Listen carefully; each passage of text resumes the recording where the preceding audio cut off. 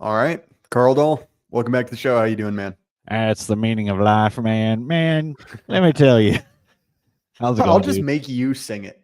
That's the new deal, right? I Is I'm saw gonna I make saw you. oh gosh, I can't think of what his name is. He's a pretty good poster. He put up a bunch of Hank Hill AI songs and he was singing a sound like one of the good Soundgarden songs, and it was the funniest shit I have heard in the The, longest the one time. that they have, and maybe I'll send you a link to you. It was early in the AI music thing, but it was Hank Hill can sing Creed, and it sounds both exactly like Hank Hill and exactly like Creed. So there's a Wonderful. Hank Hill AI cover of with arms wide open that is, how's this for a tepid review? At least as good as the original. Oh Well, man. dude, but before we get into I guess the meat of the topic, you and I got to hang out Yeah, it was this fun. weekend, which was pretty fun. Very busy event. Lots of people, and yeah, it was outstanding. It was great to see you. And actually, the year prior is when we met in person for the first time. Also, that Right. Although actually, I guess that both of these, the Pacific Northwest event, I'll leave it at that as far as location goes. Uh, Incredibly busy. It's relatively short. There's a ton of people there, yeah, and so you sort of never talk to anyone for as long as you really mean to. But the thing that did come up, and this is why we're here, is any of the serious content, any of the deep dives. People were sort of ambivalent on that, but the main piece of feedback I got was talk to Karl Dahl more. So here you are. Decided to bring you back. yeah. The high, as we've said many times, the high effort. Pre-planning and preparation stuff does well and is important, but doesn't hit quite like the impromptu rage fest shit posts. Well, it's funny because this was the first time I've been back to Portland in almost exactly a year. And as much as I hate to say it, Portland was much nicer than when I left it. Yeah, Uh, the shops were, I wouldn't say they were open again. There were still crazy people because, of course, there were, but sort of contained to their own area. There was foot traffic. I didn't see anyone's bare ass or human shit, which is graded on the scale of nice. Portland, a really nice weekend. Yeah, yeah. Uh, but yeah, it was interesting to see the city recover. I mean, I guess at least in a relative sense in the last year. Yeah, there's this interesting thing that's been going on in cities where they basically, and it was really about 2014. There was a Ninth Circuit court uh, finding that essentially you had to give homeless people, you had to give urban campers a place to camp and mill about, and enforcing vagrancy laws was a violation of their human rights and civil rights, and you made you Hitler.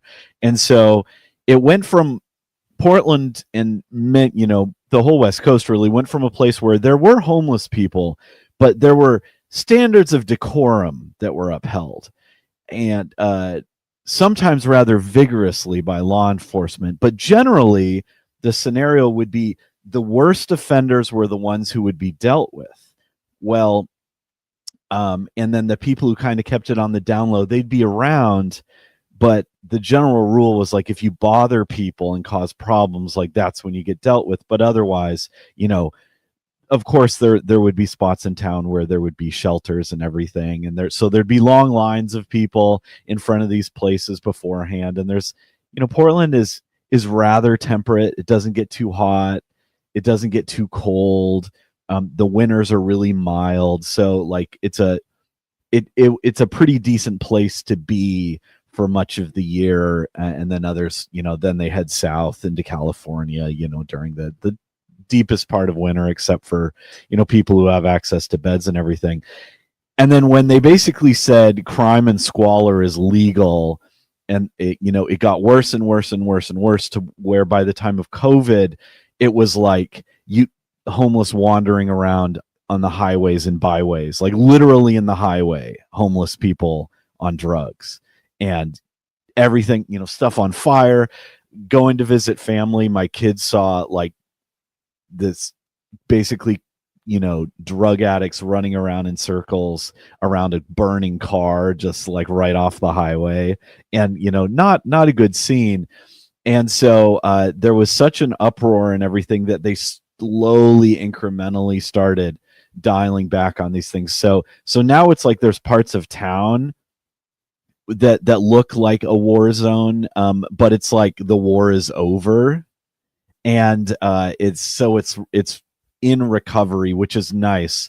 And but the problem is that the libtards are all like, see, there's nothing wrong with Portland, and it's like, no, Well, like there was a major problem for a very long time. Yeah, it graded on a curve with Liberia. Yeah, like sure, it's doing yeah, but like you don't have to live like that. Like, no, I pretty much went around the entire city. I stayed on opposite sides of the river this year. Stayed in actually like the downtown area, and last year when I went to downtown, it was dead empty. yes, Businesses, even if they were expensive real estate. There's a famous like Japanese sandwich shop that we went to last year, and right on the corner, one of the main blocks of downtown. And previously, it had been like barricaded, so there was only one way in, one way out, and there was security at the door. yep, So you sort of had to be like buzzed in, buzzed out, like you were going to like a liquor store in Harlem or something. Except this is like a nice, New York Times approved, like fancy sandwich place that like a woman would want to go to. Whereas this time it just looked like a normal area. I don't know the neighborhoods of Portland super well, but the like seedy area kind of bordering downtown in the river where all the strip clubs are. That looks, like you said, sort of like a war zone after the war is over. Yeah, whereas that's like last year. Town. Yeah. Yeah, whereas like last year, there were no sidewalks. Correct. There were just the street and then the tent place and then strip clubs. Yes. I guess it's the east side of town where it's a little bit more industrial. That was still pretty rough. Yeah. Like I walked with my wife, kind of, across the highway, that part of town. And we had an interaction, nothing terrible, but definitely within the like, oh yeah, this is what I was expecting. But yeah, it was interesting to see kind of the city change. But look, Karl, we aren't just here for a travel log, right? I think we've given people enough time to pour in. As you can probably tell by the title of our stream, we're talking about boomers, right? We're going after boomers today, and I'm fired up. Karl, you know me. I don't really post very much on Twitter, but I did. I broke down. I made a response, and it went fairly viral because I thought this was really stupid. Look, the conversation about housing has been raging for a long time, and this is actually a triplicate conversation because it's a conversation about housing, a conversation about immigration, and a conversation about my favorite Middle Eastern democracy. They're all connected, and they're sort of the axis of all of these. This axis of evil, if you will, is the conservative boomer. And hand me an axe, boys. We're going in. Let's do it. To quote a great politician. Yes. So here's the inciting incident. And like I said, I do not post to Twitter. The last post that wasn't simply here's where an episode is months ago. So I'm not going to show you the tweet, but you can believe it. The tweet I react to is a guy saying, initially responding to this guy, look, housing is more expensive than you think. A basic house in a cheap area is $2,000 a month, not inclusive of utilities. Responding to a claim that all young people do is spend their money on, expensive iPhones and coffee. Avocado toast. It's the avocado toast example. And what he does is he basically says $350,000 house, $2,000 a month on the mortgage versus, let's just say $28 Frappuccinos. It's $160 or one phone plan, right? You don't even have to pay for the phone outright. It's about $100 a month, even for a really fancy one. His point is saying that savings of $260 a month does not a house make. So the response to this, and boy, howdy, we got a whole bunch to go through, is you must have a phone to function. This right here is why the younger generation fails. Basically saying like, oh, you're just addicted to your phone. So several layers to look at this. Look, I've worked a lot of jobs. I've worked shitty jobs for high schoolers. at restaurants. I've worked in the trades. I've worked in a factory. I've had an office job. Every one of those jobs, I had to have a phone. Yeah. And not just like a flip Nokia phone, a smartphone. I didn't need the newest iPhone, sure, but I've never had the newest iPhone. I always buy, I buy an Apple product, sure, but like the one in front of me is several generations out of date. I just got it newly, right? And I bought it for $180 for a refurb model. Okay, not that much money, right? Especially not that much money when we compare it to the cost of a house. You should have sent that to Israel. We'll get to that. Believe me, we'll get to that. So you could say, look, Jay Burden, why are you getting so upset about this? It's just some random boomer on the internet. Fair enough. So it is.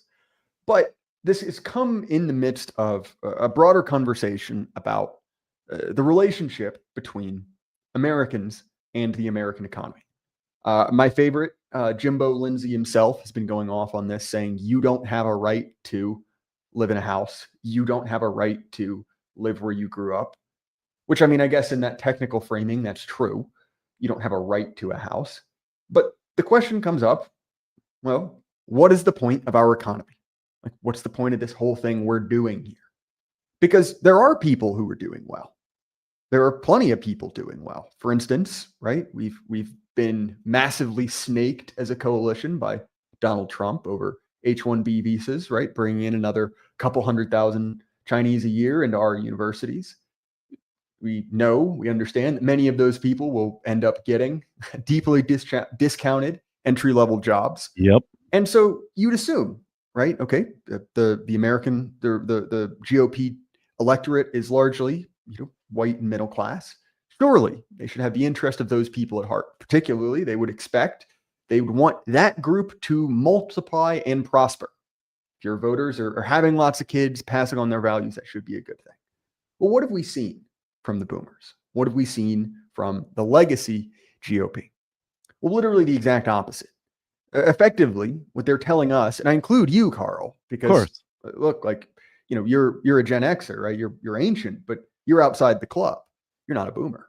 Oh, exactly. Basically, you exist to power the world's largest nursing home. And that is the only thing you exist for. And if you object to that, you're fundamentally illegitimate. Either you're a communist, you want stuff, you want land acknowledgments, as we've heard said about the idea that you should be able to afford a house where you live. Or you're a socialist, you want to redistribute, you want price controls, or even worse, right? You're a groiper, you're a Nazi, you're a Jew hater. It's weird how that keeps coming up for no reason, apparently. That is what they're telling you. And this is from not just random anonymous boomers on the internet. That's low-hanging fruit. But we're seeing this from the leading intellectuals of the conservative movement, right? You have Dinesh D'Souza saying American children are just stupid. They're just idiots. That's why we need to bring in foreigners, because Americans are just too stupid.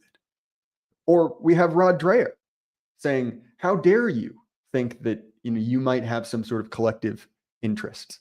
Well, guess what? All of these immigrant groups, Indians in particular, and we see that repeated over and over again, are natural conservatives. They're just one election away from winning for the GOP. What does winning look like? What will we do with that winning? We'll talk about that later. But over and over and over again, right, we've seen these institutions, whether the GOP, on the economy writ large, for as much as we can say that, stab effectively young white men in the back, and then get mad at them for flocking to the radical right wing, or flocking to even the radical left wing. Many people have been pushed there. And so again, I have no patience for this. Genuinely, I have no patience for this idea that you're simply lazy. You're simply not saving enough. Because look, the real problem is your wages have not kept up with the cost of living, with inflation, with anything else. Right? We understand that your first home and the median home are not the same thing. You normally get a starter, right? But the median home 50 years ago, let's say 60, was roughly 4x your wage, average wage. Okay, yeah. You can save up, you can make it happen. Now true, your interest rate would be much higher. But not only are you on a tiny number, but you have to remember your savings account back then actually returned interest. It returned on average 4 to 6% a year, which means, okay, yeah, sure, but you benefit from the high interest rate in other areas. It sort of nets out. For instance, someone your age, Karl, the average rate your savings account has returned during your life is about 0.4% over your entire life. Yeah, that's absolutely. much less for me. But even that's nominal. That's nothing, even compared to inflation, if nothing else. Okay, so back then it was about 4 times. Now, depending on who you ask, it's 8 to 10 times average wage. Yep.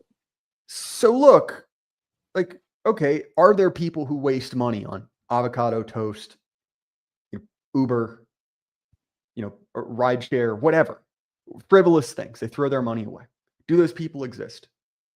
They surely do. But that doesn't make up a 4 to 8x price differential. That doesn't do that. Especially when I'm smart enough and old enough to actually know baby boomers. Yeah. I know what they live like now. Yeah.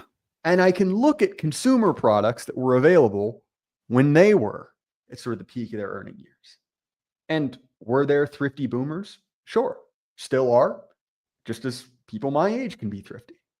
But to throw out a blanket statement and say that's how they were able to buy homes, able to climb up the property ladder, able to integrate themselves in society is absurd. It is absurd. Setting aside the actual mathematics of it, setting aside the actual literal truth of that idea.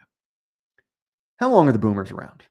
Well, we're probably going to hit the sort of the 50% mortality rate on that generation in the next 5 to 10 years, depending on who you ask.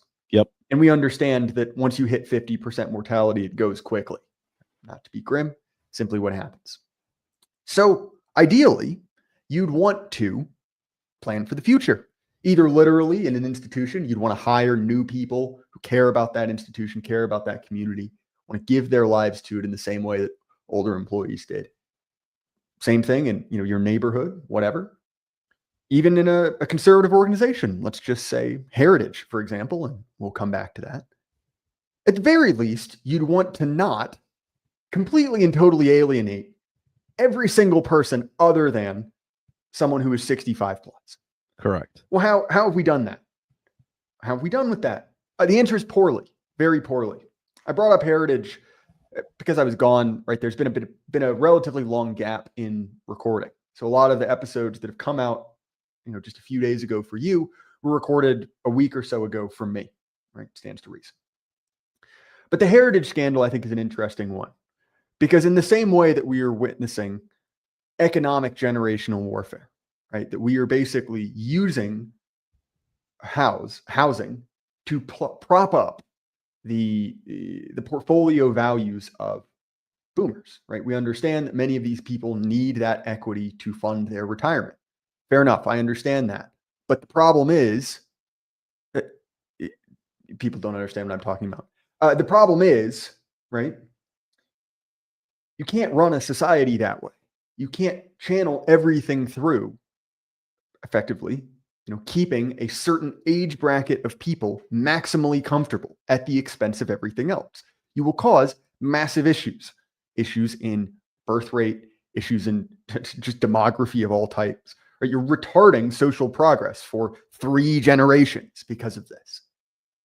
And look, I get it. I understand the voting. I understand the purchasing power. I understand all of that. But going back to Heritage, right? We see that same generational warfare dynamic. We see that same dynamic where people who are younger and more radical are being pushed out, are being shit tested effectively. Not just in kind of a general sense, if they like something, if they do something, but as we saw with, at Heritage, where people were basically being interrogated by their response to an invitation to a Jewish religious festival, right? Basically saying, oh, if you're out, you're out. Effectively shit testing their own workers, their own, next generation.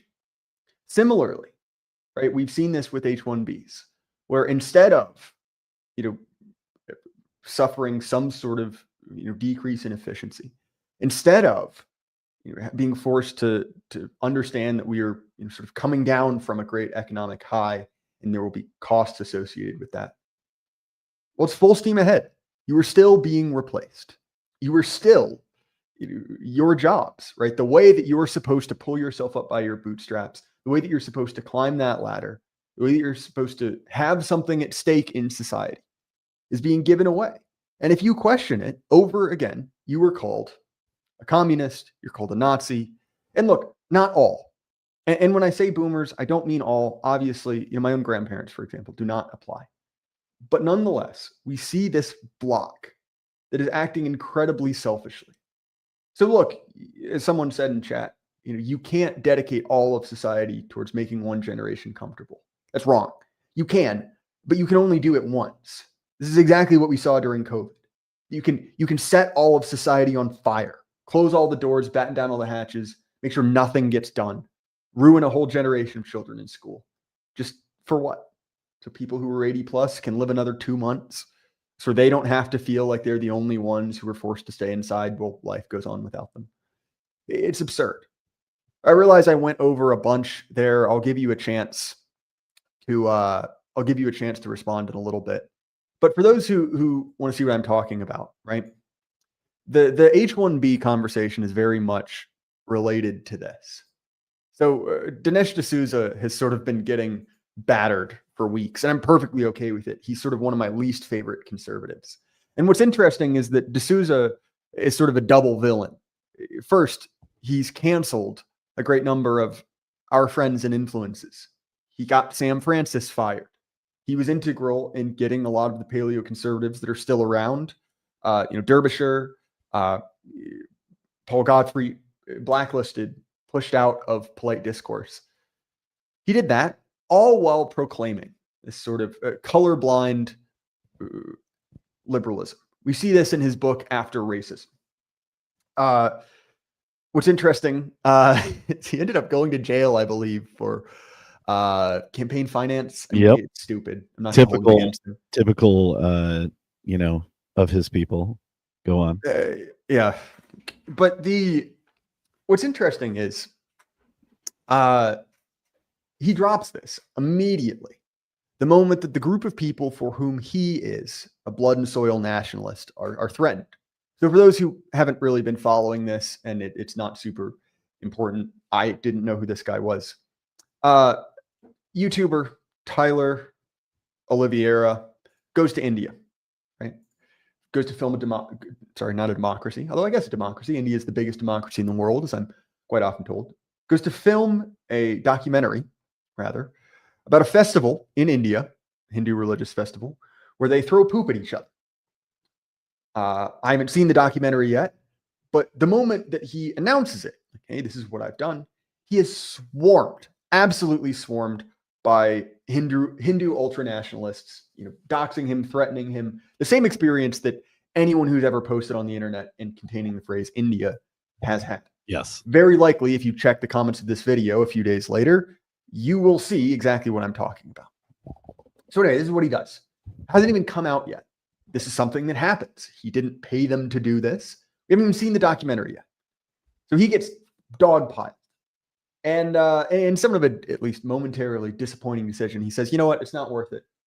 I'm going to take it down. Dinesh D'Souza jumps in and says, oh, these poop throwing people, they're better than you. They earn more than you. You're white. You're done.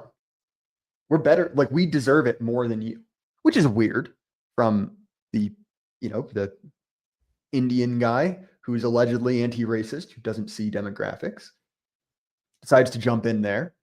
But in sort of a heroic moment, right? This Tyler kid, he comes back and says, psych, I'm releasing it right now, motherfucker. It's out. You can't tell me what to do. And look, I don't know the guy. I'm not going to try and paint him as some sort of hero, but that was a hell of a move.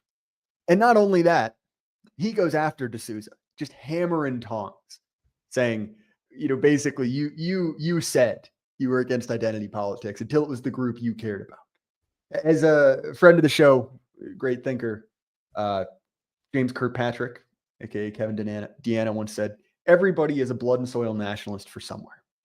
We found his somewhere. Similarly, at the same time, I mentioned this sort of giant shit test towards Israel. That if you aren't, a full-throated supporter, intentional choice of words there, of our greatest ally, you're not a real conservative.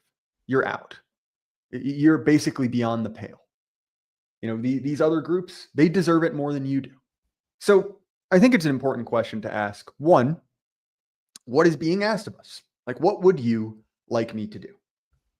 Well, effectively, what seems like we are being asked to do is to go to school, subject ourselves to an immense amount of debt, live like slaves, compete against the entire world for an entry-level job where we are frittering away every penny to save up over years and years and years, during which we do nothing at all, that is worthwhile.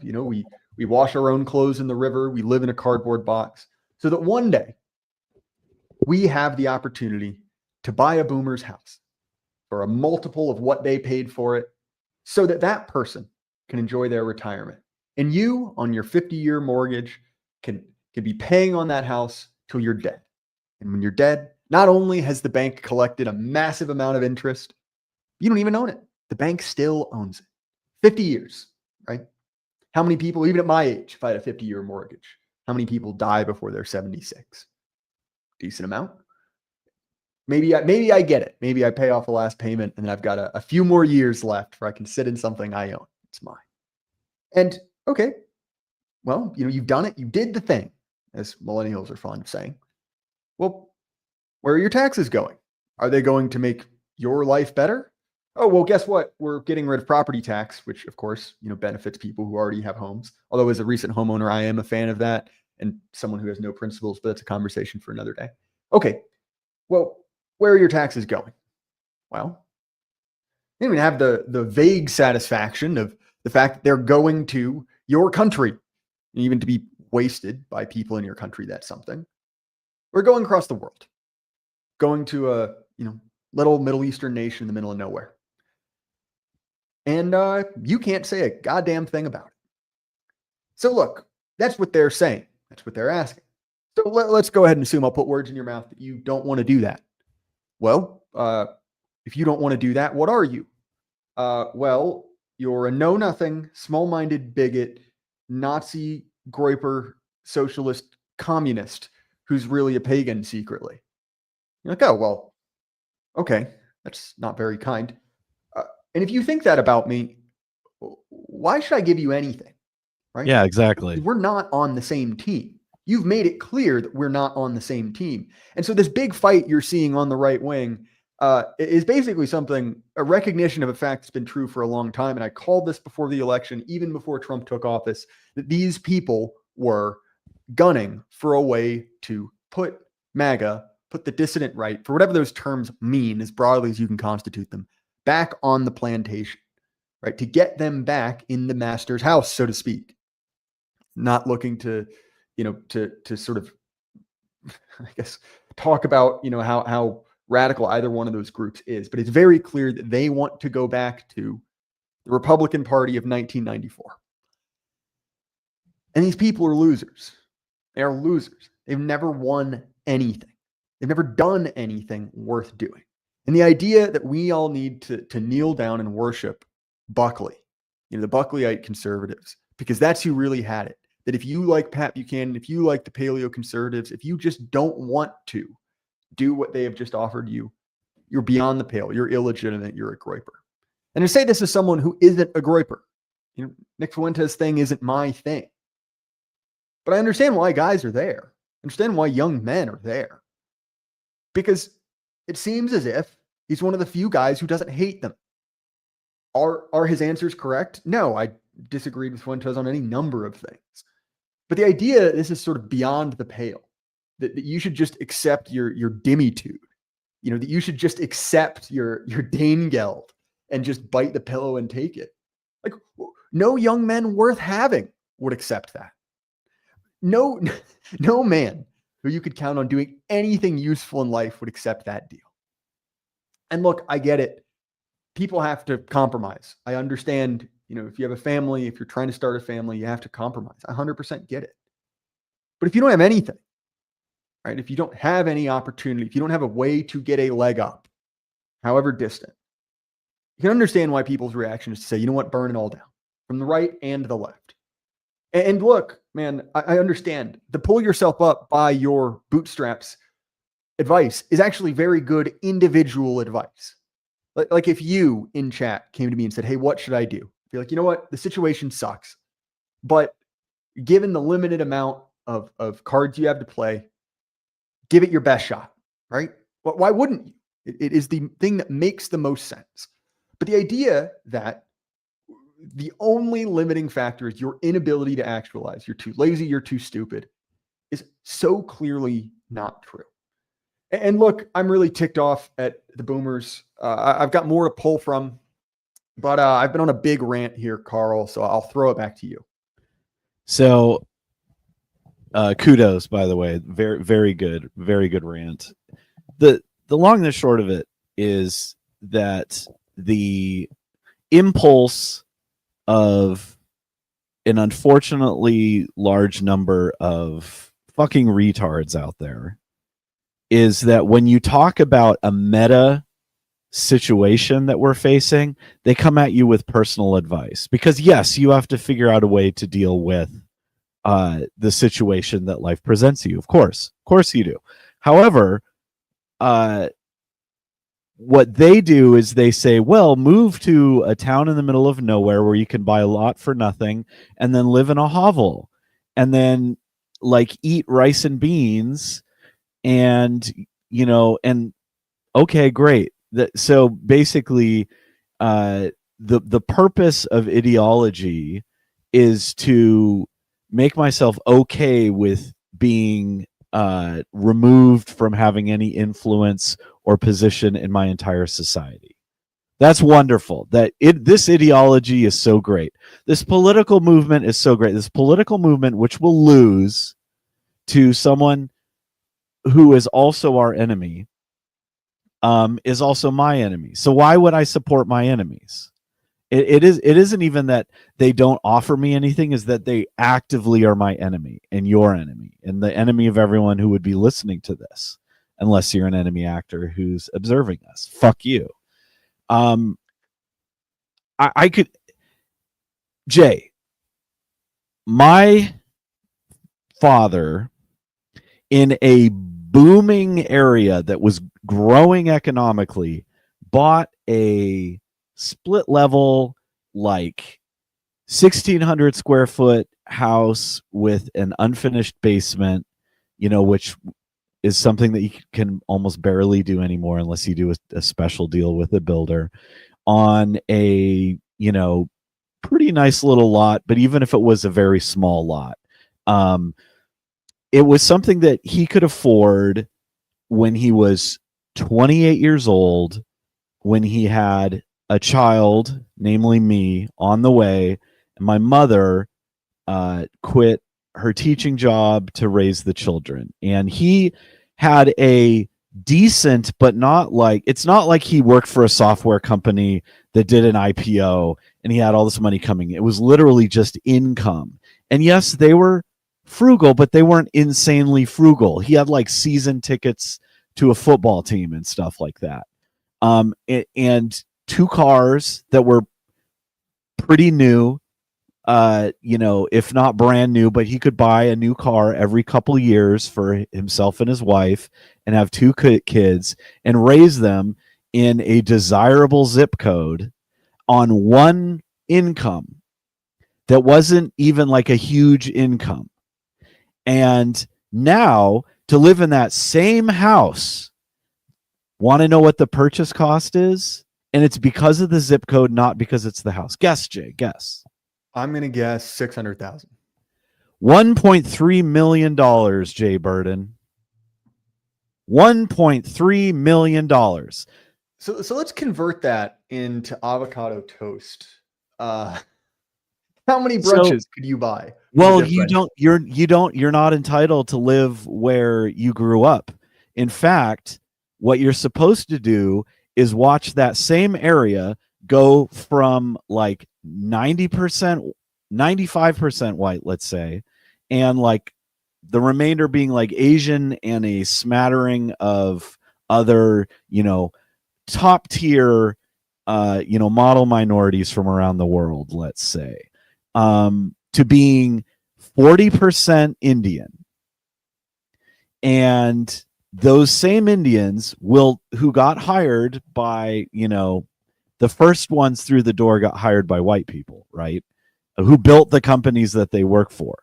Now, if you apply, no matter your age, no matter your skill level, unless you have a direct contact where someone says, I want to bring this person in that I worked with before and fuck everyone else, HR will screen you because you're a white male. Maybe you'll get through in a very select area, but they have a matrix that says we are hiring a white female because that's diversity, or hopefully someone who's a minority. Well, and it's not just high level jobs either. No. So look at this. There's no entry level jobs for believe me. My son is facing a situation, you know very well. My son is facing a situation where he's supposed to, make his way into the world, and they're basically like, well, you can be an infantryman. He can go and he can get into die. He can get into these colleges and get a specialty training in something and do very well, and then probably not be able to get a job unless he goes through this very circuitous thing and through personal connections. And it's like, look, okay, there's a reason that I'm teaching my son, quote unquote, century elimination tactics. There's a reason he's learning about drones and casting metal and let's say things of that nature. There's a reason that we're doing this, and it's because our own people in our society have been convinced through television that an ideology is that your grandchildren lose for fucking ever. And I'm not talking about my parents. They're very supportive in this. They understand the score. His mother's parents, my wife's parents, also are the same way. They're very supportive. But their generational cohort is basically like, fuck you. And on the internet, when you talk about the meta situation, they're like, well, live in a hovel. Your labor isn't worth what the output is. So of course we did this. And it's like, and you complaining about communists. So I don't care when, let's say, someone walks up to you on the street and there's grainy CCTV footage of a thing that happens to you. I don't care about that if that's your attitude about our generation. Well, and look, man, like you and I are far from communists. Like you wrote a whole book about it, right? The joys of putting them into big holes in the ground, even. So look, when we say this, we're not Leninists, we're not Maoists. We're not advocating for, mass redistribution. But we're saying is, look, you got to understand people respond to incentives. And when someone has no incentive to sort of keep the status quo as it is, they will respond. When someone comes along and says, hey, here's a rock, let's go cause chaos. That person is going to think, well, to be honest, I've got nothing else better to do. Right? I don't have a wife who would be mad if I got fired for my job because I was in jail. I don't have a house that I could lose if I wasn't making mortgage payments. That person quite literally has nothing to lose. And you've seen this over and over again. Dreyer's article, which I will pull up in a little bit, he talks about how, the danger of these radical young men. Hannah Arendt warned us about these men. And it's like, look, man, you created this. This didn't Rod have to Dreher happen. Abandoned his wife and children because he's scared of them, and flitted around Europe eating oysters and slurping down other things probably. And after talking about, the Benedict option, it's like, but for him, it's like, I will have the eggs Benedict in a hotel in Romania and, screw everything happening at home. So yeah, these radical young men are the problem. The radical young men are a reaction to the conditions that they're under. And when you so communists don't allow you to like really advocate for yourselves as you are and for your people as they are. Communists are like, we have to tear the whole system down. We, who come from a very old tradition, fundamentally, it's nothing new. It's not some special weird optic 20th century version of it. We are saying it is perfectly legitimate to advocate for your own people and for the continuation of your society and your culture. And when your society and culture are hijacked by people who are your fucking enemies, I guess that's the way it is. So you know what we're going to do? We're going to do something different. We're going to work on alternatives. And yes, you do have to respond. You have to have alternative responses to these situations. You have to do an alternative to what is being presented to you. You can't be passive in it. You have to be active in creating a future that you need. But it's not going to be what these guys are saying. These guys are saying, accept your dispossession and eat this shit sandwich. And we're saying, no, there's an alternative to that. Exactly. Right. And you've seen this particularly with, the dismissive way they speak about the bend over option. All right, fair enough. That's a pretty good one. Banger. Last statue. But you see this in the disdain that they speak towards people like us. Like, look, like I like having fun. I like joking around on the internet. You may even hear me say something a little edgy, but they talk about their alleged voters in ways I wouldn't talk about almost anyone. It's incredible. A matter of course. The total disdain they have for people who are not only allegedly their voters now, but the specific demographics that handed them the election before last, that handed them 2024. It was young men, to be brutally honest. They have lost that demographic, possibly forever. And I feel no sympathy for them. And to see them fight so hard to retain this broken ideology, this absolute cope of a collection of intellectual figures, quote unquote, that was out of date 30 years ago. That is the core of what it means to be a conservative. That is what it means to love America. That collection of beautiful losers, as Sam Francis, Dinesh D'Souza's favorite guy, would have termed them. That's what it means. And if you won't accept that, you're not an American. Now, I think it's very interesting to say that these people have a very different definition of what an American is. They believe that it is simply the world's biggest strip mall, and that the deal that's offered to you is as a fungible economic unit. You are allowed to choose what you do, where you go in that strip mall. And you should. If you can't afford this part of the food court, better shuffle on and move down the line. And whoever can, wherever they're from, whatever they think, as long as they consent to, bare number of sort of assertions and factoids about America, well, they have just as much as right as you do. Now, I think it's important to say this is not what they think about other countries. For example, if you respond to someone who says no one has a right to live in their hometown, if you answer, well, then what right do the Israelis have to Palestine?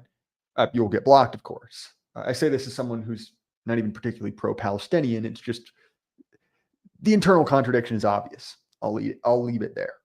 But again, I have no sympathy for these people. We know that the Democrats, we know the left hate us. We've known that for a long time. Make it pretty clear. Right? They got real excited when a guy who looked like me or you got shot in the neck. Right? They thought that was really funny. To quote Sam Hyde, they want you dead, your children molested, and they think it's funny. It's true. But we've got to be much more liberal in how we apply that term they, because it turns out they means Dinesh D'Souza, right? A guy who worked for National Review, a guy who's spoken at conservative Christian universities near where I live, or who's spoken at Young Republican events, who I've been reliably assured is one of the leading intellectuals on the conservative movement. Seems likewise, the oyster slurper himself, Rod Dreher. seems to feel the same way. Maybe not explicitly, right? But he thinks you're all Nazis. He thinks you're all Groypers in heavy scare quotes. And we understand, of course, that that is the real danger. That authoritarianism, quote unquote, is the real thing we need to avoid. And I'm going to be honest. I feel quite, I don't want to say disillusioned, but quite angry with the conservative movement, especially when we are being more and more is being required of us.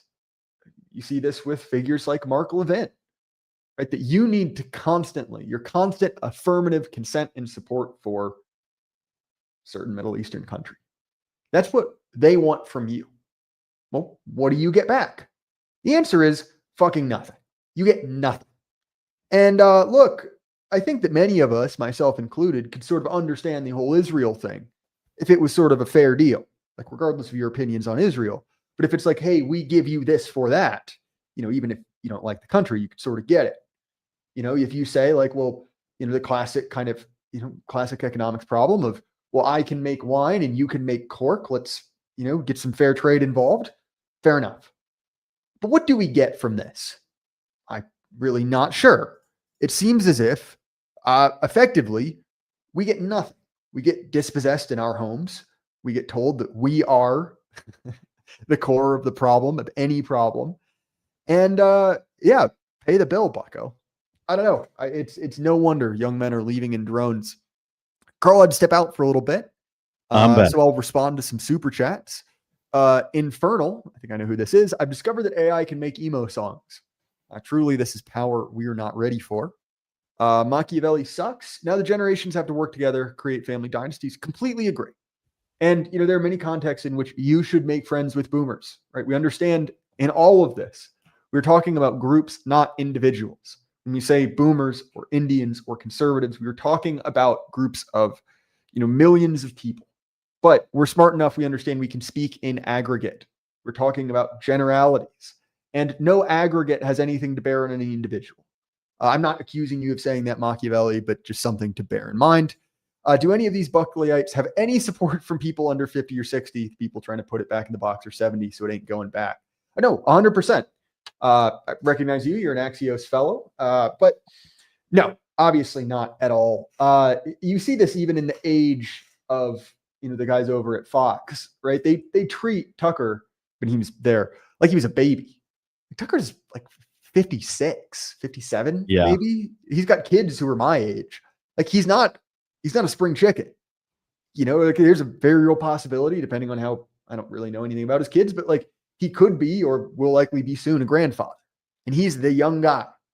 Laura Ingram's almost 70, which is astonishing. I mean, props to her plastic surgeon, I guess, but like, and I shouldn't be rude to Laura Ingram. She actually did a very good job holding Trump's feet to the fire, but a truly remarkable bit of medical science there. But in all seriousness, right? Like then you have her and who else, right? Look at Dinesh D'Souza. He's old. Look at even, the guys they're purging from, Heritage. They're not 18. They're like my age. They're under 30, sure, but they're not young. Yeah. By the way, I've realized after this trip to Portland, I am now an old troon. I don't understand things anymore. So I'm in the same boat as you are, Karl. It's interesting. So, and even the honchos at Heritage are like my age or only slightly older. I mean, they look older than me. As you know, I don't look like an old beat ass. Good genes. Also do heavy squats.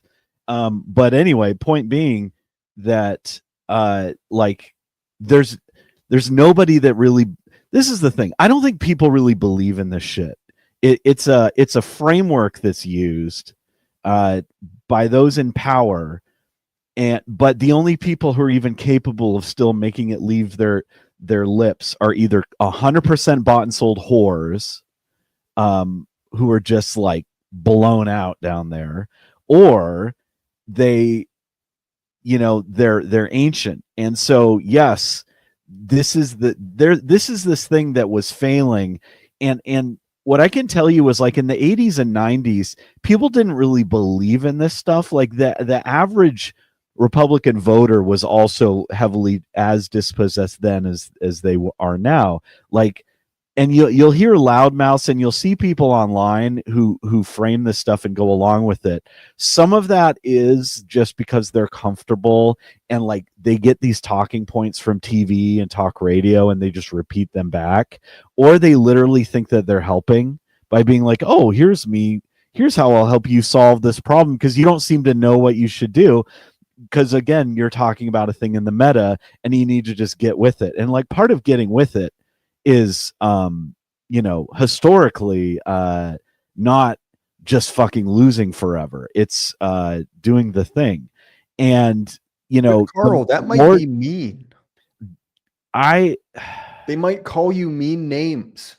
You might not get to go to a dinner party.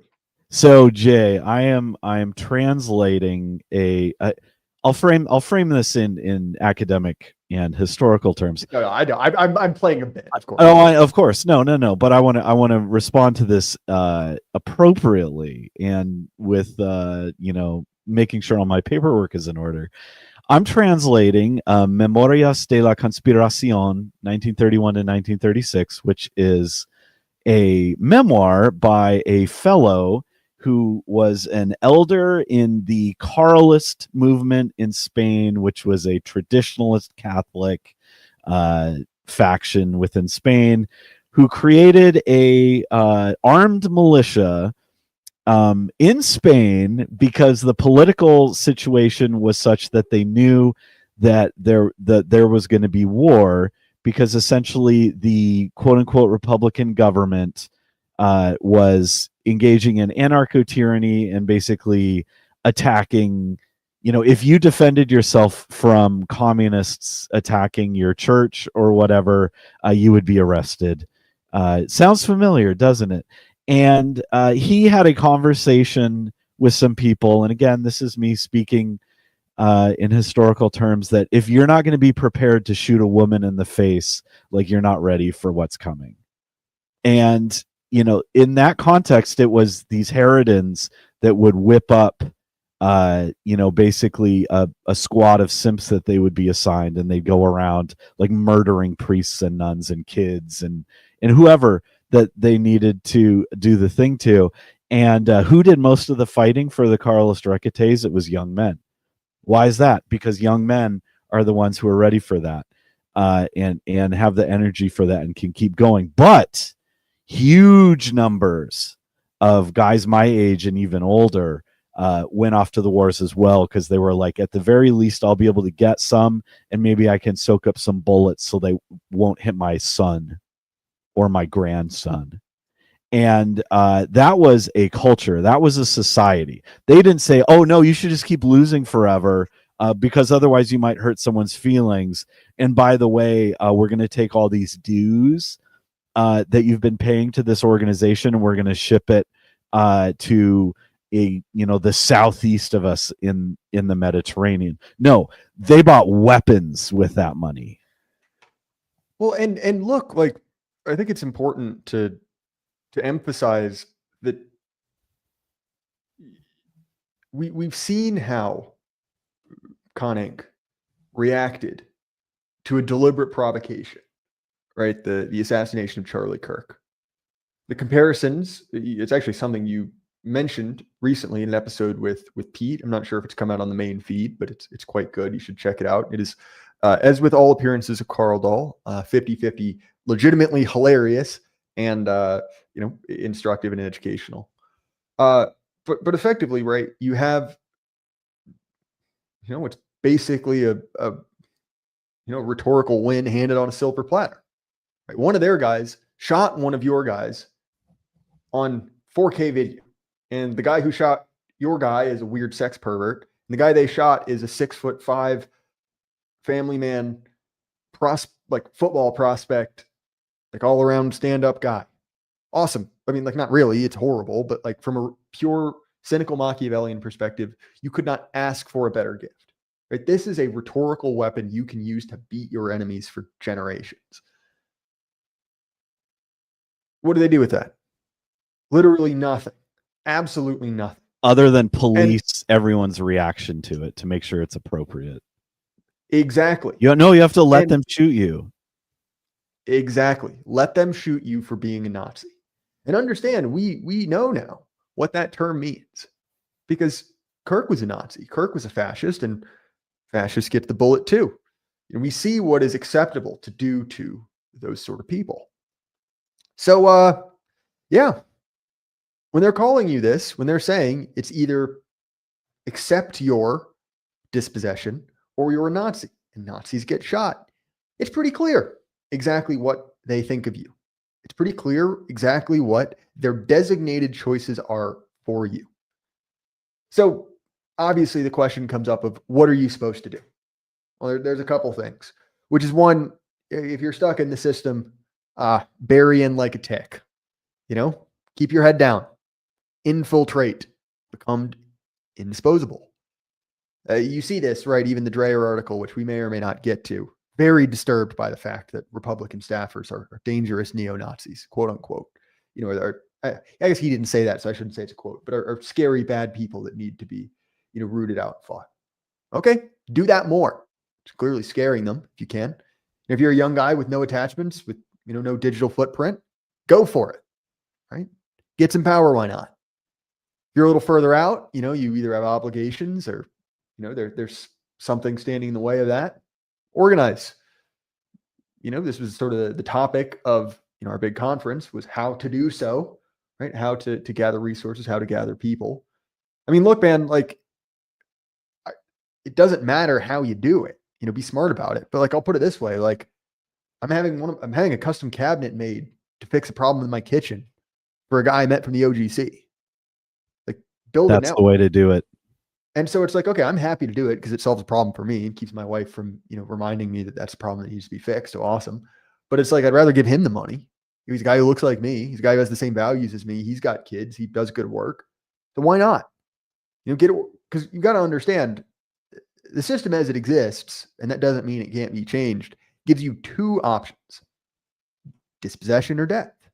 It's, as the highwayman said, your money or your life.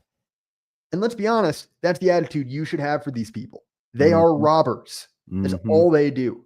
And we got to understand, and this is where I will actually give the boomers credit, they hate taxes for a very good reason. Because even if they don't express it this way, they understand that for guys like us, we fund the government. We are, by and large, the only net contributing group. Look, I realize it's different for women. I'm not trying to blame them because obviously many women, contribute in other ways. That's not my point per se. But this is something that even came up when we were talking about the government shutdown, which has it officially ended? Who knows? I don't even care, right? It doesn't matter to me. The government exists largely to extort money from you and distribute it to other people for you to be dispossessed, your money or your life. That's the deal offered. So why should anyone intelligent, why should anyone smart integrate with them? Sure, if you're in, you got to do it, right? You got to pay for your kids to go to college. 100%, I get it. But you don't have to like it. You have to give them the sort of slavish devotion they clearly desire. Not just your time, not just your resources, but your affirmative consent and approval at all moments. Yeah, I have nothing but contempt for these people, and that's who you should feel as well. Yeah, Randall Shakur. Sorry, what was that, Karl? I just said, yeah, they're the enemy as well. Randall Shakur, what these Con Inc. types do with the death of the one guy who didn't hate young white guys in mainstream politics is telling. Completely agree. Just went on a rant about it. Is it any wonder people go with conspiracy theories in light of that? No, I don't think so. I will 100% say I'm not particularly convinced by the conspiracy theories. To me, the official narrative seems to make sense. Drama YouTuber Turkey Tom, of all people, got access to a ton of inside information on this. He had someone reach out to him, and he's done 2 videos on it, which are quite good. I mean, bear in mind the audience he's speaking to, but like he has a lot of firsthand accounts that kind of look into the situation there. And based off of that information, which, okay, look, it's not like proven in a court of law, it makes sense to me. In my mind, a lot of the discrepancies with the story are simply that we have not had an updated timeline. So people say like, oh, how could you disassemble a rifle in 90 seconds? That's impossible. I mean, that's probably true, but if I had to guess that either that detail is incorrectly reported, Yeah. Like, to me, that's a simpler answer than like there was an Israeli assassin who flew away on a private jet 3 minutes before the assassination happened. I'm not completely poo-pooing it. There very well may be something there. And if anything, the there has to do with, who organized it, who got this guy to do it, who did that sort of stuff. That's my take. I will say I have no extra information than what is available on the internet. And part of the reason I haven't spoken about this very much is that I don't really have anything to say. So you're getting there as my gut reaction, not necessarily something super worn out. Randall Shakur. So his point was basically,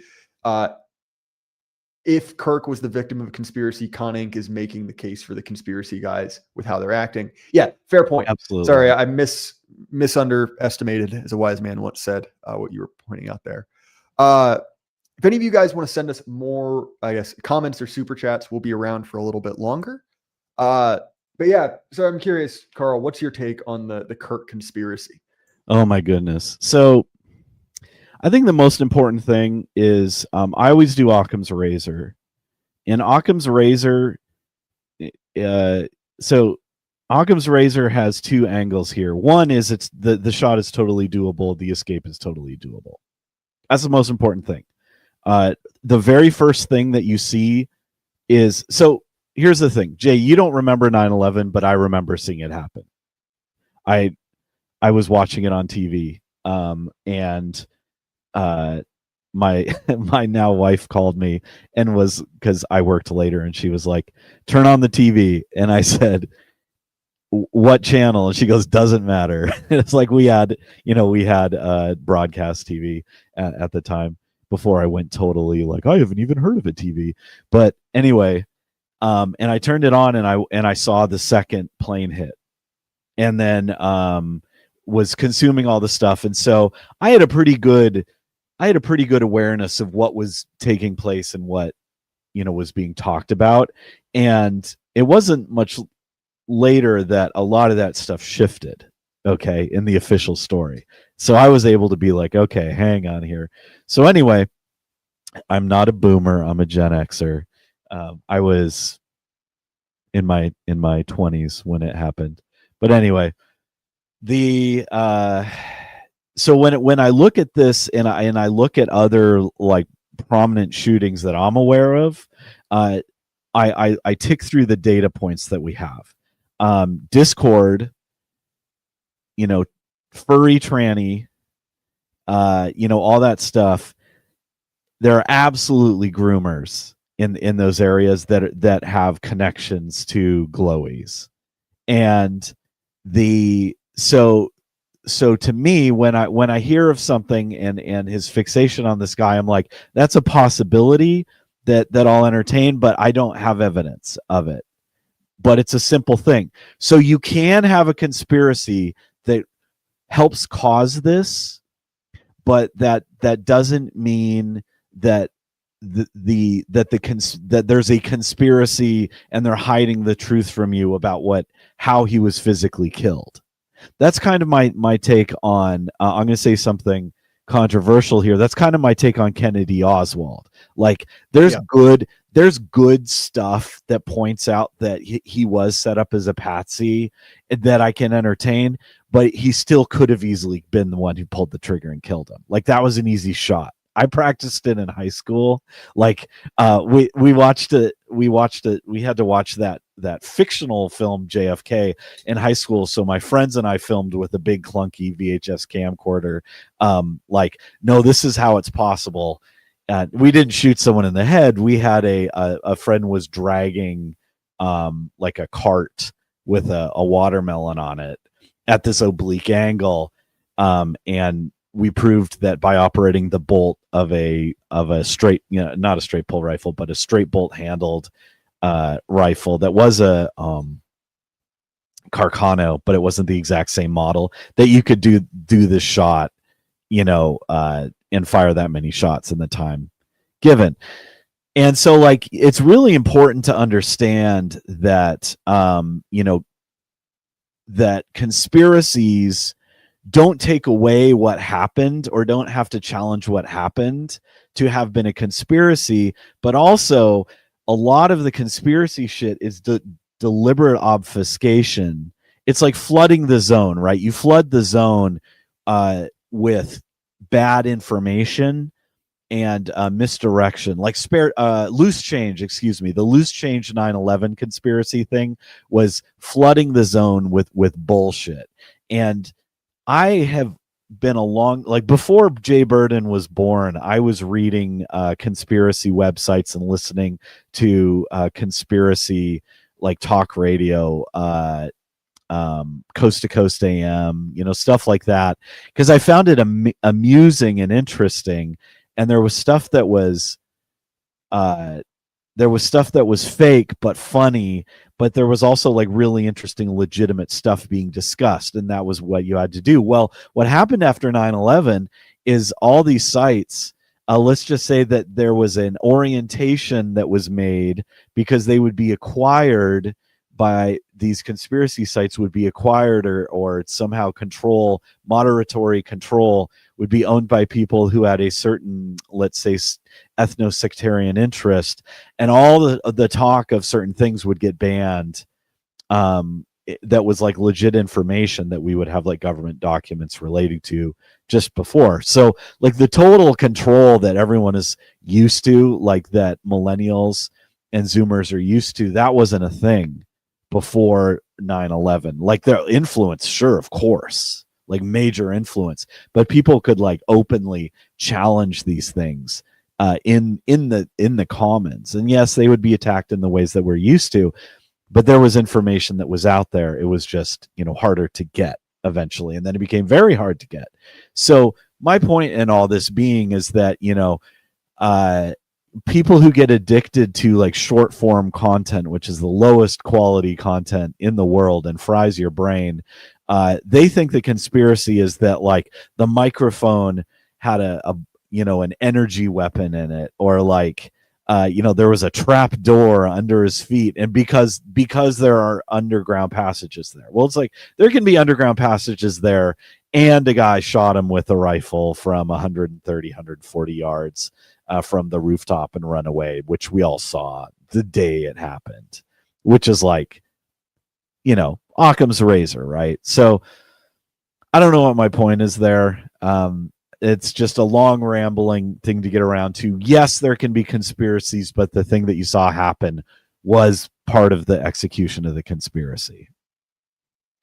Yeah, I think that that's sort of my instinctive response as well. To me, what the limited information released about the shooter and his boyfriend, we'll go with that term. Yeah. There seem to be deeply mentally unwell people obsessed with politics. Yeah, exactly. That makes sense to me. One-shotted by COVID. Yeah, it's like who sort of directed them. That's, I think, the there. Now, I think that the sort of limited hangout stuff as regards conspiracy is sort of an interesting thing. And I think that there is a deliberate reoccurring pattern of, oh, you think this? Well, here's a retard that thinks this. Clearly, Exactly. you're the same thing. Exactly. And I think you see that over and over again. I'll sort of leave that where it is. Speaking of people I don't think are very smart, one of the other people I wanted to bring up in this, because he's sort of been on his own, to use the term heel turn, right, is Ben Shapiro, who's been losing his mind over the rejection of, to be honest, Israel, right, his favorite country in the world.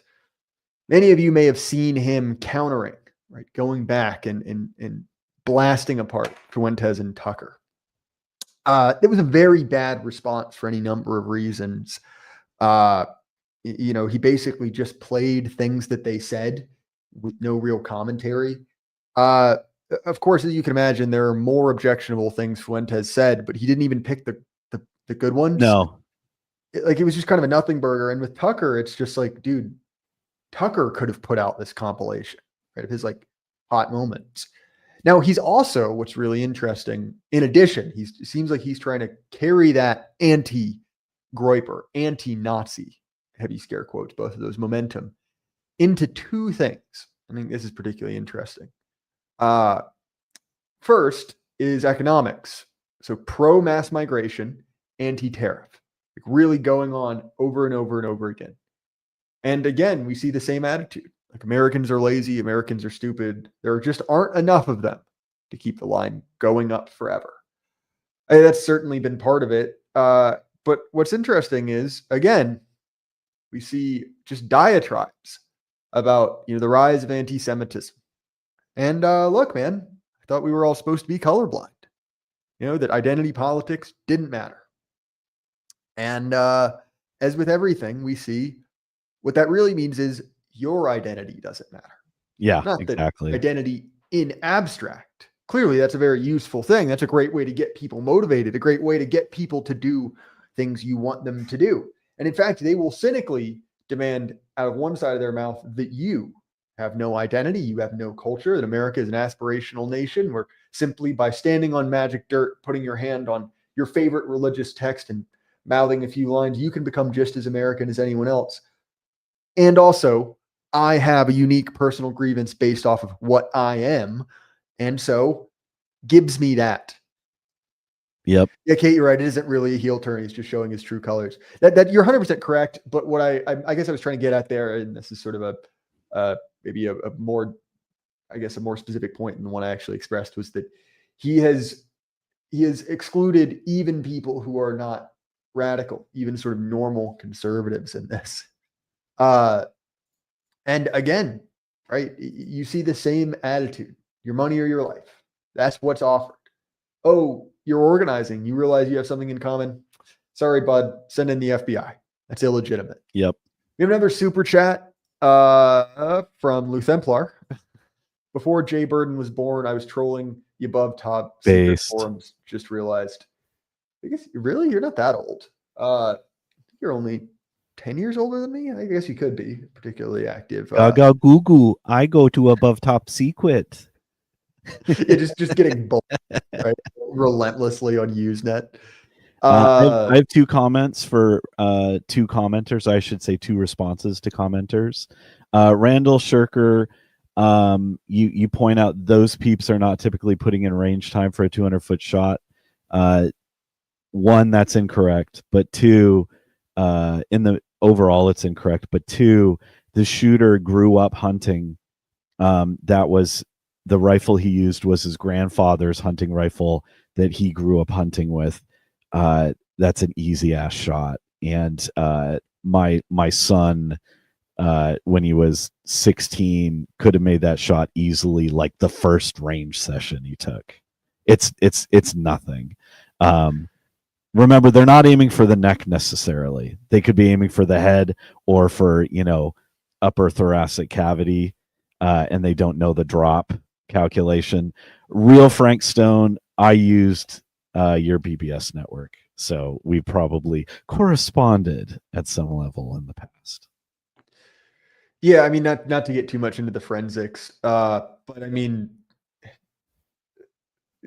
it's not an unmissable shot, but if one of your buddies missed a shot of that, you'd make fun of him for it, Yeah. Sidebar issue. This is work that Mike Shelby has done, sort of chronicling, particularly like the autistic trannies training, not particularly well, of course. And I get it. The school shooter is sort of a different thing, right, than a political assassin. They're pulling from the same groups. Yes. And there is a way in which the sniper attack was unique, but not the biggest jump of logic. No, not at all. Yeah. Mike Shelby, who I've had on my show before, he's done great work chronicling that. What's particularly interesting is that he's been going hammer and tongs on these boomers as well. Or really, even aside from the reaction from the Republican Party, I mean, the real meat of it is effectively consumer goods are cheap, right? TVs and fast food, all that sort of changing are cheap. But the actual things you need to live, your car, Yep. your house are dramatically more expensive. And so what you're seeing across the board is everyone is downwardly mobile. You live worse than your parents, you live worse than your grandparents. And you're being forced to make decisions that your parents did not at the same age on average. You were being forced, if you were middle class, guess what? That's how you were raised. You're lower middle class now. You were lower middle class, you're working class now, so on and so forth. And that's not comfortable. And I think it would be better for us as a society if it were simply hard times. It's like the Great Depression, where it's like, yeah, stuff sucks for everybody.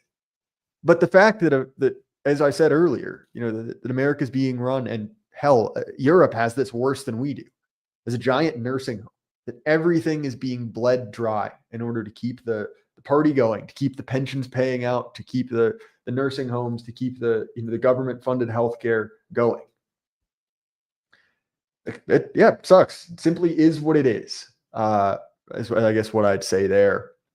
As far as the prospects for the conservative movement, really, I think these people are dead. I think these people are done. Yeah, sure, they've got money. Sure, they've got some sort of runway. But look who they're pulling, right? Like Brillin Hollyhand. Is he old enough for me to call him mean names on the internet? Like, that's a legitimate question. If he's underage, I probably shouldn't. But like, I think he's 18 or 19. Awesome. In that case, even though he looks like he's 13. Yeah. Was it Stormy who said? Was it Stormy who said he was like created in a lab to be like molested by like Bill Crystal or something allegedly? I mean, it's obviously a joke, but that's a joke that sounds like something he said. So we'll say Stormy Waters quote. You put that on a t-shirt. Real Frank Stone points out in the comments there's a super long article on Un's review, go figure, exposing Fuentes. And I would say to everyone listening to this, if you're our guy, you should go check that out because it's extremely well documented things about the problems with Fuentes. It is not an attack on the good things that he says. It is not an attack on the legit challenges to power that he makes. It's just documenting problems with like his organization and things that he's tolerated in terms of like real problems. It is not me attacking groypers or young guys. It's his critiques and that stuff is totally legit. It's totally legit, but you should check that out because you need to know really what you're kind of dealing with. Also, that stuff was in the past. I'll also point out yes, you really need to be informed. As Jay and I have had a conversation about yesterday, you need to know about like claims that people make and the pasts of people to be informed about how to deal with them in the future. Maybe people listening to this will say, hey, it's not a big deal. Maybe people will say, yeah, that's a real concern. He should address that. He hasn't addressed that. That's not cool, whatever. Just putting that out there. That's something that you should look at and be aware of. Yeah. Read the label, put it that way. Yeah, exactly. I haven't checked it out. I probably will actually, just out of curiosity, if nothing else. Well, Karl, I guess, now that we're sort of wrapping things up, it's worth saying, I think both of us had a really good time meeting people in real life, organizing, getting involved, which, let's be honest, like that's what you should be doing. Take example from the the Karlists et al. And then in addition to being useful, it's also just a lot of fun. My wife, you can confirm, Karl, I do in fact have a wife, or at least an actress I paid to show up with me. The lovely and tolerant Mrs. Burden, yes. Tolerant, certainly, in addition to being pretty. But in all seriousness, right, the reason I bring that up is to say that, she had a great time, and she was remarking on this fact that like it was so refreshing to be around people who got it. You didn't need to censor yourself. You didn't need to speak in euphemisms. And in the same way that you or I, Karl, has our thing, has the thing that we can talk about forever, and our friends and family are sick to death of hearing us talk about it. It's going to blow someone's mind. Yeah. And you're going to hear the same thing and be like, oh, shoot, I've never knew anything about that. And not just nerdy academic stuff, but like real guys doing real stuff. And I mean, look, like, I've met people that have been useful business partners, right? I've met people who, I ended up forming friends with. And those are the kind of things that are worth your time. Look, you need to eat. You need to try and sort of climb up the property ladder if you can. You need to get married, certainly. But get organized, because these guys, they don't have it out. They don't have your best interest in mind. I'll leave it at that. But Karl, we're a little bit over time. This was a ton of fun having you on. Yeah, it was great. Where can people find you? Where can they find your stuff? You can find best place is my effort posts, and I put up all my podcast appearances on my Substack, and that's karldahl.substack.com, KarlDahl.substack.com. I'm also on Twitter. I just got my handle corrected because I got verified through Sneaky Machinations, so I'm under Caudillo Dahl. And then also 2 books on Amazon, Faction and Faction with the Crusaders by book. Thanks, Jay. Tons of fun talking to you, taking a rage dump. Yeah, it was good. I had a little bit of anger to get out, but you know what? We did it. As far as my stuff, Jay Burden Show, Apple, Spotify, YouTube. You want the episodes early and ad-free, and I guess technically these live streams you don't get early or ad-free behind a paywall. But you do get them ad-free, and I know that it can be irritating on YouTube. I get comments about it all the time complaining. Well, if you want that problem fixed, pay me. Alternatively, Axios Remote Fitness and Coaching. I got to hang out with a bunch of the Axios guys in the Pacific Northwest. They were all Chads.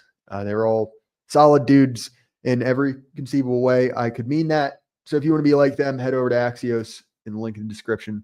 Tell them Jay Burden sent you. Get jacked. 100%, dude. You don't need weapons. You can go into the green zone jacked. They're pussies. Get jacked. I was accosted by a homeless man, hit a double bicep pose, and his brain just exploded.